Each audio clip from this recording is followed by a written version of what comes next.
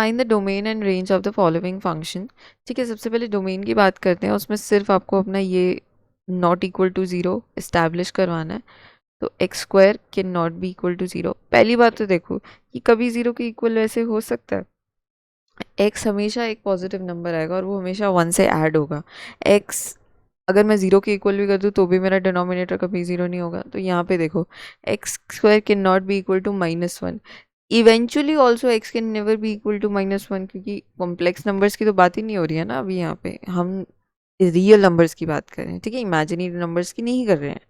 तो यानी कि कोई भी रियल नंबर इनपुट दे दो, हमारा डोमेन वो ये फंक्शन डिफाइन कर देगा। तो डोमेन क्या हो गया, एंटायर रियल नंबर का सेट। ठीक है, अब रेंज की बात करते हैं। रेंज निकालने के लिए y के टर्म्स में लिखेंगे।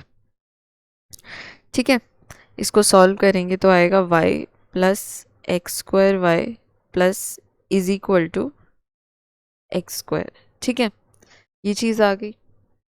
उसके बाद y plus x square y minus x square equals to zero.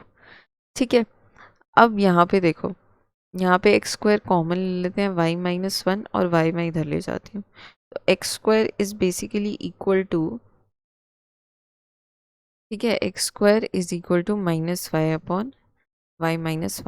अब x के लिए मुझे इसका रूट करना पड़ेगा, लेकिन नेगेटिव रूट यहाँ पे डिफाइन नहीं हो पा रहा है।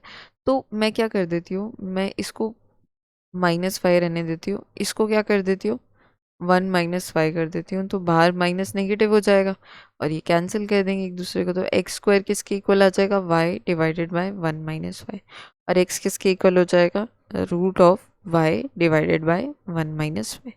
अब यहाँ पे डिनोमिनेटर भी डिफाइन करना है, रूट भी डिफाइन करना है। तो पहली बात तो x can never be equal to any negative number, क्योंकि रूट नेगेटिव डिफाइन नहीं होगा। दूसरी चीज़ क्या करनी है, 1 -y एक तो ग्रेटर देन 0 होना चाहिए और इक्वल टू भी नहीं होना चाहिए।